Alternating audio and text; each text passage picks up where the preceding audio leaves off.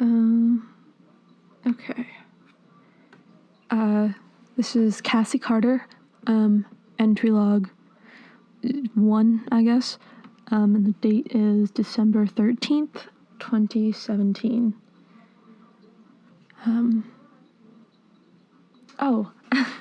Minty gave me this book today called Tear Soup. It looks like it's for children, but it's actually quite the read. He always knew how to make me cry. Okay, I know everyone's already heard Dr. Cardozo's take on everything. I know everyone's expecting my response. That's understandable. I don't know. It's kind of like... It's... Okay, alright. So, okay, let's say you've been staring at a blue piece of paper all your life. Like, you've known this paper. You've studied each fiber woven into it. You can recall the exact shade of blue when you close your eyes, right? And then one day, someone takes that sheet of paper and flips it over, and you see that the other side is a violent shade of red. And then you start to wonder, panic even if you've ever really known this paper at all. I mean, you must have, right? Like, one side has to count for something, but then you start to wonder, when you were younger and things are harder to remember, you start to wonder if you know for sure that that paper's always been blue. You can't rely on yourself anymore, and everyone starts to think that both sides of the paper are red, and I don't know. Maybe that's not a good metaphor. It's hard to think about stuff sometimes. You think you're fine one day, and then you wake up the next day and your face is all like heavy, and you gotta force emotions out of it. On the topic of Dr. Cardozo, however, I mean,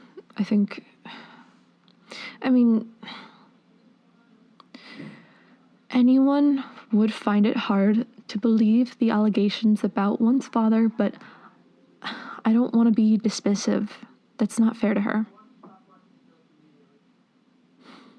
My father was one of a kind. He was so dedicated to his work, and yet he always had time for me. When he didn't, he'd make time. We had a weekly Skype call, and I remember rambling my ass off, always talking about my day, drama about friends, how my studies were going, and every now and then I'd press him for details about his day, but he never seemed to want to talk about that. He just wanted to hear about me. My favorite memories are summers when I was out of school and he let me hang around Montauk. It was nice to see him in person, especially when the rest of the time I was up in Canada with Vivian. That was his idea, sending me up there. It sucked, but I mean, I love Vivian and everything. I don't blame him. I think it was a good decision. Mom's death fucked him up. It fucked all of us up. Oh shit. Mint? Hey, Minty? Do you think it'll be okay if I swear? Are you sure? Okay, thank you. I met Dr. Cardozo first through my Aunt Vivian, since they both worked at the bureau. And the moment I met her, I felt the need to, respect her. Like, you know those people where you're like, I don't know if I like this person, but I know that I definitely respect this person. That's how Dr. Cardozo is. I get why she was given the company, even though I could have. When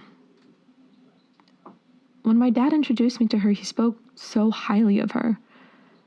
I got the feeling that she was someone he trusted, sometimes the only person amongst his colleagues. As the years went by, she kind of became his closest confidant.